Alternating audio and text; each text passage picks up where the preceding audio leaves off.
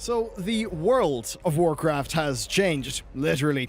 Hey everyone, and welcome back to another video. Today we are going to be talking about how Blizzard have almost completely changed how they craft the world itself and what that has meant for the game. This is not a doom and gloom video though. There are pros and cons to all of the different ways that they've done the world design over the years.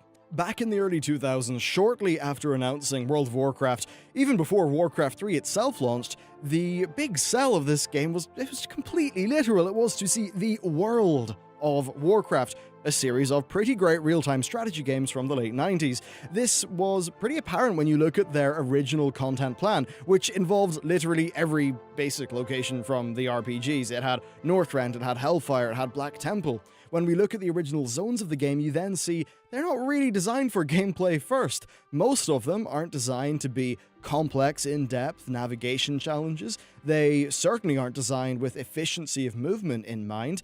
They are also, at times, rather sparse, at least in comparison to the game's current zones, which are stuffed full of content at just about every corner. Moving on to Outland and Northrend, we once again see zones that feel like they were designed to be places first, with gameplay coming later. Far larger and with a preference towards more open space, at least in comparison to the current zones that we see in the game. Now that really does help those zones be a scale that feels more believable and immersive, but it of course comes at the expense of convenience. Now the gameplay of World of Warcraft has also changed a lot as time has went on.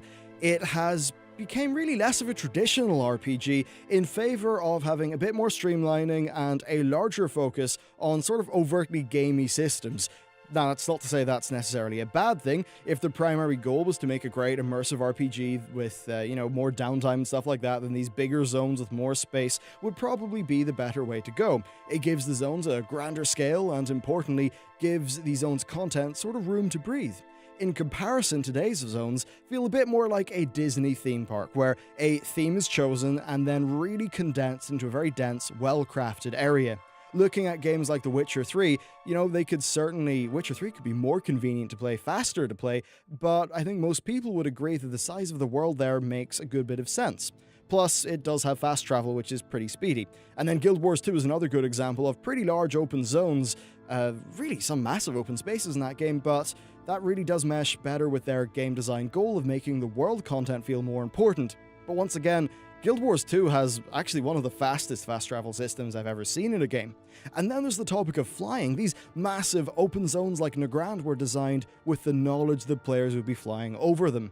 This is especially the case with Wrath of the Lich King, where Blizzard were really able to embrace that, and the scale afforded by doing that really allowed them to make unique feeling zones like the Storm Peaks and Icecrown. Moving to Legion and Warlords, of course, they then designed for grounded gameplay in mind. The large scale of Northrend or Outland would probably be tiresome if, we had to spend 6 months just running around the place unlocking flight. What we therefore see in Legion is a completely different type of zone design. These zones are less designed to have you immersed in a big, logically laid out world, and are more designed around gameplay. The running distances from hub to hub are not that massive, but often zones do involve a good bit more navigation work than the older, more simply laid out zones did. There are more twists and turns, there's more verticality, more things that you need to think about when moving from A to B. And the design goal with that really seems to be that, they want you to feel more connected to the world via the actions that you take while you navigate it and the decisions involved. The smaller scale also means that things are more tightly packed together. Now, sometimes this does hurt the overall sense of grandeur, but it does mean that there's generally something gameplay related at every turn. Now, the downside of this is that the zones have an overly designed feel, kind of clinical, where they kind of almost feel like a series of quest areas and hubs thrown together, rather than a big, well-designed, realistic sort of open world that has had content put in it. So, great for gameplay, not necessarily great for immersion. Another thing that you'll notice is that most of these prior expansions were larger in terms of their area and also contained more zones. Now, this isn't to say that Blizzard are skimping with the amount of work they're doing on the current expansion. The attention to detail and level of quality is excellent. It's clear that each one of the modern zones has a hell of a lot more work put into it than some of the older ones would have. Now that we have unlocked Flight, of course, you do feel like a bit of a god in Legion. You're traveling between world quest areas or just between, regular quests, and it just feels extremely powerful. Unlike some past expansions, we are we're normally covering a shorter distance in Legion, and it's over terrain that is harder to navigate on foot, so flying really is amazingly powerful in comparison. Now, overall, is it a net positive or a negative, this overall change in design? No, I think it's just different, and I think the ideal situation is a balance. Legion on the whole, to me, feels too small and too condensed. On the flip side, though, if every zone was Borean Tundra, we'd be in trouble. Mists of Pandaria did a pretty great job of doing this, actually. Valley of the Four Winds was quite an immersive feeling, lived-in place that had a believable scale.